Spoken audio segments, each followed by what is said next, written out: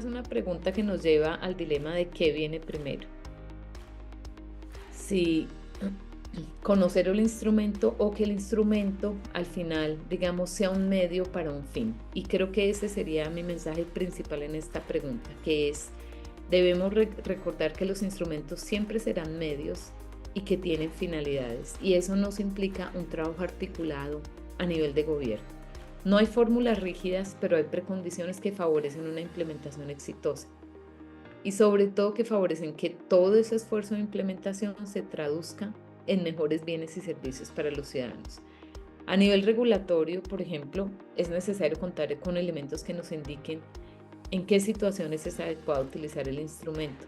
Debe estar claro a nivel regulatorio cuáles ciudadanos son los responsables, cuál es el alcance de esta responsabilidad, cuál es el camino interno de procesos y procedimientos que debe seguir ese municipio para implementar el instrumento.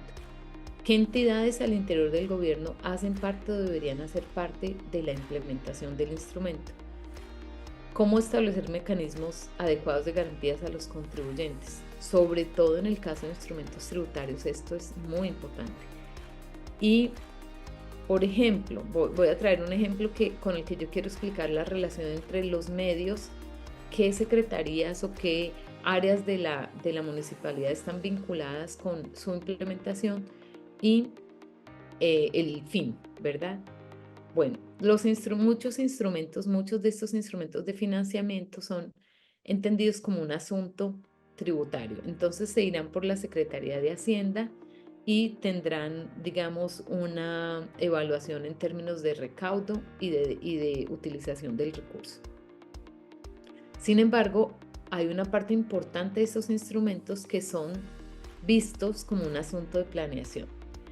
Por ejemplo, las obligaciones urbanísticas o exigencias urbanísticas de suelo para equipamientos, para vías, para viviendas sociales, en general las entendemos que son un asunto de planeación.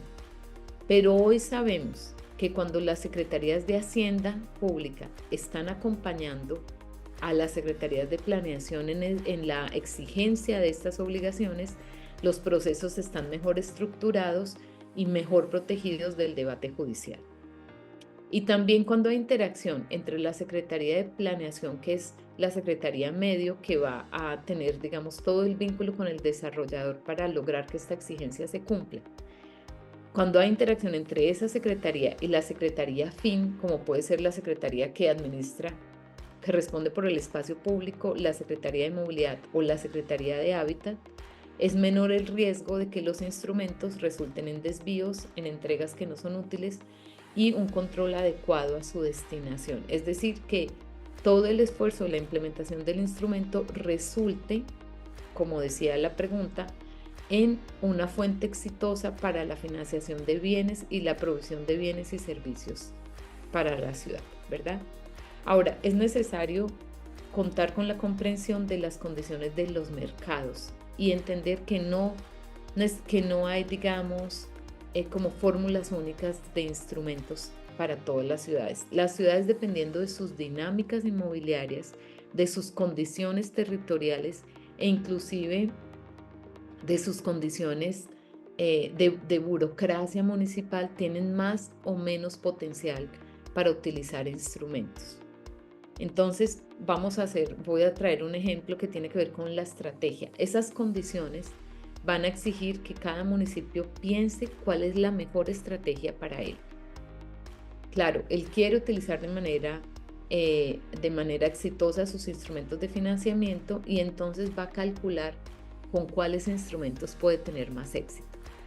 Si yo estoy, por ejemplo, en un municipio de región metropolitana que es pequeño, pero tiene encima la presión de expansión que viene de la dinámica metropolitana, es probable que para mí, cuando yo estoy hablando en instrumentos, por ejemplo, que recaudan parte del incremento de valor que obtienen las propiedades cuando hacemos cambios de uso de suelo, para mí como municipio puede ser más estratégico, sobre todo al comienzo, cuando estoy estructurando mis capacidades, de utilizar instrumentos que se enfoquen al consumo de grandes áreas en la expansión de la ciudad, es decir, cuando estamos haciendo cambios de uso para incorporar suelo a los perímetros urbanos o hacerles cambio de uso, por ejemplo, de rural a urbano, de rural a suburbano, de suburbano a urbano. Y en estos momentos habrá la posibilidad de utilizar el instrumento atendiendo a un pequeño conjunto de propietarios, lo que puede ser más estratégico para un equipo pequeño que le permita una atención más clara, más estructurada y con más posibilidad de defensa judicial que si intenta atender a un conjunto enorme de propietarios, pero que todos son pequeños propietarios en movimientos que están ocurriendo al interior de la ciudad.